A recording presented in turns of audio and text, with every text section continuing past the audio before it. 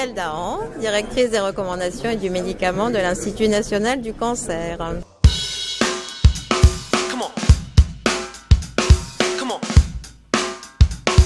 Il y a énormément d'actions dans tous les champs puisque l'Institut national du cancer s'occupe de la prévention, du diagnostic, des soins, de l'organisation des soins, du bon usage, des bonnes pratiques et de l'après-cancer. Donc il y a sur tous ces champs-là, il y a pas mal d'avancées qui ont été connues dans le diagnostic notamment. Sur mon champ à moi qui est donc la bonne pratique et le médicament côté bonne pratique, on a sorti une recommandation sur le mélanome tout à fait majeure.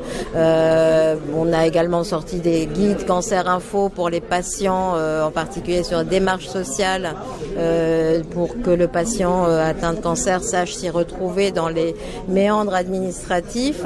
On a fait également des guides pour les médecins généralistes sur le cancer du poumon, le cancer du sein, l'arrêt du tabac.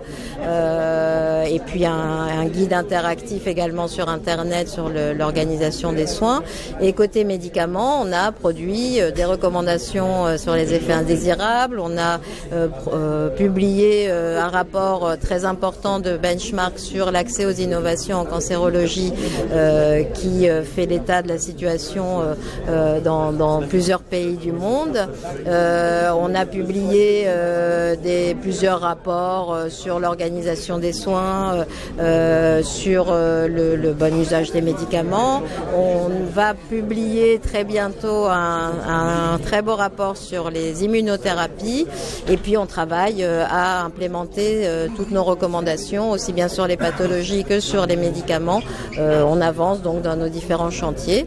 Et puis pour l'après-cancer, il y a toutes les conventions de droit à l'oubli et puis de retour à l'emploi avec un club des entreprises. Donc voilà, il y a énormément d'avancées qui sont soit prévues par le plan cancer, soit portées par l'Institut lui-même. Vous savez que le plan cancer, c'est aussi une feuille de route pour l'Institut national du cancer. On voit que les mesures qui avaient été inscrites avancent tel qu'il était prévu. Et l'Institut a sa propre mission. Donc on avance sur tous ces axes-là.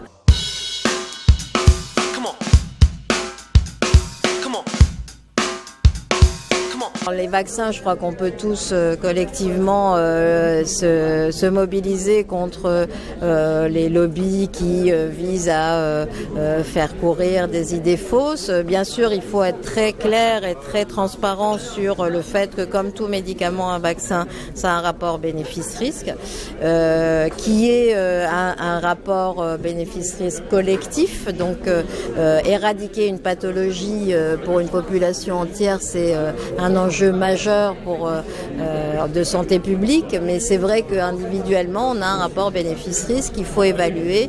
Donc, arriver à éradiquer ce risque-là, c'est vraiment très important de regarder la possibilité de vacciner les jeunes filles et maintenant, on espère également les jeunes garçons pour que petit à petit, on éradique ces pathologies, voire qu'on n'ait plus à vacciner si jamais on arrive à l'éradiquer comme certaines pathologies l'ont été dans les dernières années.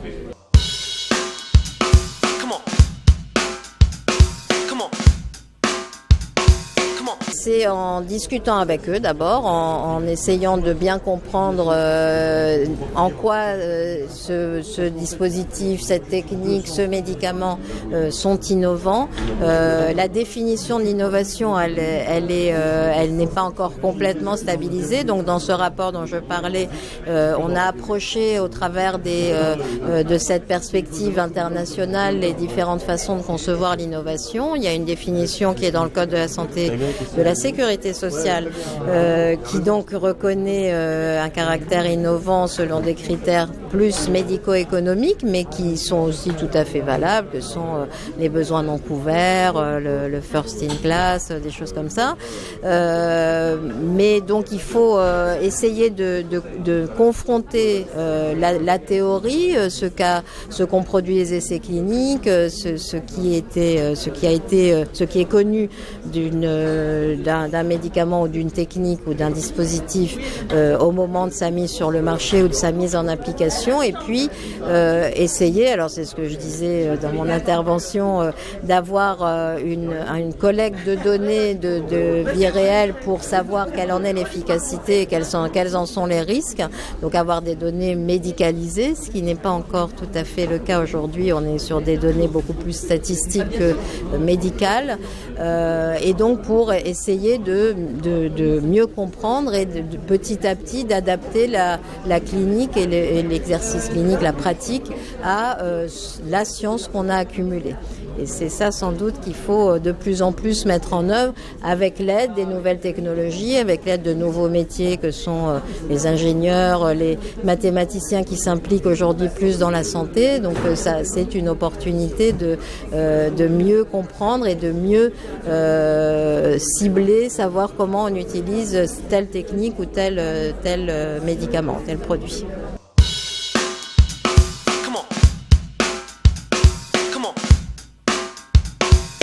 Je pense qu'il faut revenir aux fondamentaux.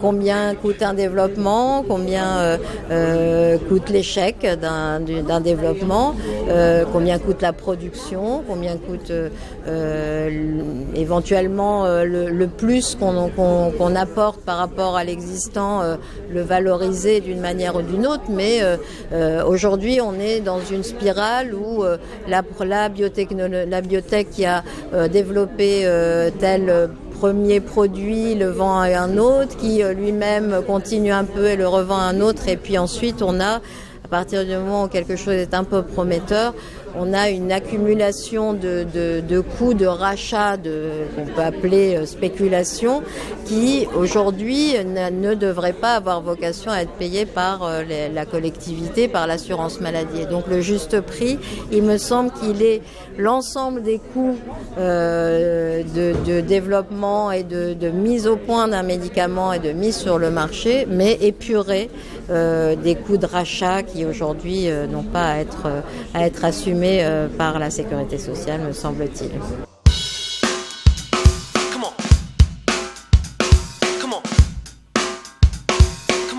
Alors à l'Institut, on fait intervenir les patients dans plusieurs de nos groupes, et puis également au travers d'un comité qui regroupe, ce qui s'appelle le comité de démocratie sanitaire, qui regroupe des professionnels de santé et des patients, donc qui se parlent au travers de ces réunions régulières et de ces travaux de ce comité. Bien sûr que les patients interviennent maintenant dans les différentes commissions d'évaluation, de mise sur le marché, etc. Et ce qu'il y a effectivement d'intéressant, c'est que le patient est de plus en plus sachant, de plus en plus expert. Il y a même aujourd'hui des diplômes qui sont mis en place pour que le patient ait une place majeure, donc apporte cette vision de patient tout en ayant la connaissance de l'environnement, du contexte dans lequel s'inscrit son évaluation, et donc en discute avec les professionnels et tous les intervenants de son traitement. Donc bien sûr que c'est quelque chose qui met un peu de temps, mais je crois que ça évolue et ça progresse dans ce sens-là. Oui. Mais c'est bien sûr dans le cancer, c'est d'abord la parole du patient qui nous importe.